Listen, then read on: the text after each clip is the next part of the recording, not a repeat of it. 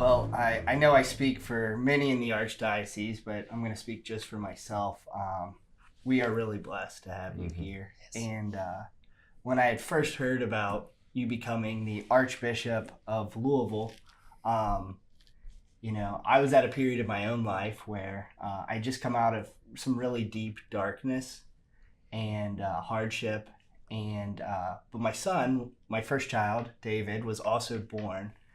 And I was really struggling with reconciling, this very bright light, this very deep darkness at the same time. And so you were announced maybe 3 or 4 days after my son was born, and I remember the first thing I Google is your Wikipedia page. I should ask you how it feels to have a Wikipedia page. That might be a follow-up question.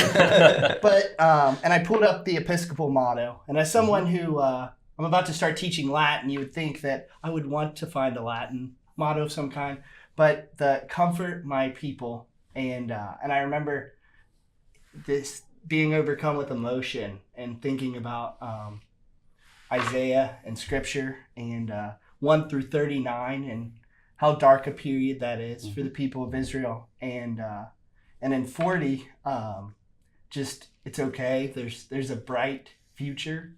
And it's okay to embrace that, and so I guess my follow-up and my question is actually, what does that Episcopal motto mean to you, and where did that come from? Sure. Well, it comes when I was ordained a priest. As I said, I grew up in New Roads, and my family was graced in many, many ways, and I'm very happy, but my family knew great pain and struggle. My oldest brother drowned in 1973 at the age of 20.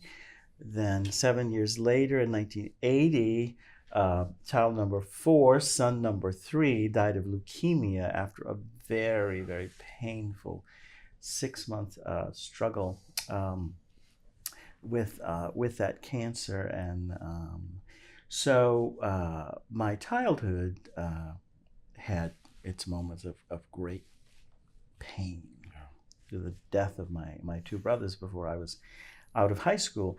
And going back to the wonderful people of New Roads and the wonderful parish of St. Augustine, and the priest and the religious women who were there was such a comfort, to my family, and just just there, sometimes you just have to be there. And so they comforted me. And after I was ordained a priest, you print your not holy card, because I'm not a saint. I made that mistake before. You print your ordination card.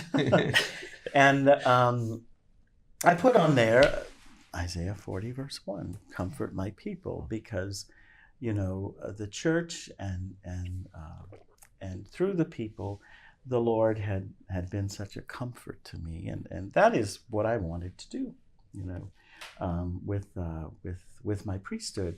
So I lived my life as a priest for 17 years in the Diocese of Baton Rouge, and then lo and behold, God shows His sense of humor by saying, I'm sending you to New Orleans as auxiliary bishop through the appointment of Pope Benedict. And right after you're named, after you wrap your mind around it, they'll say, well, traditionally you need a motto.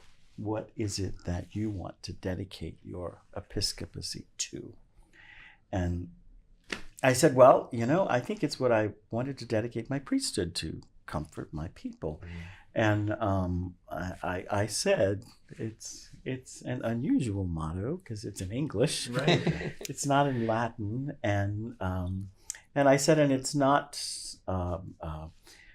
capturing some deep theological reality, in Latin, but for me it was who God is for me, a comfort, and who I want to be for other people, a comfort, And so I said, well, that's it, comfort my people. And that is what I have had, and to the best of my ability, that is what I have tried to do. So it's been a long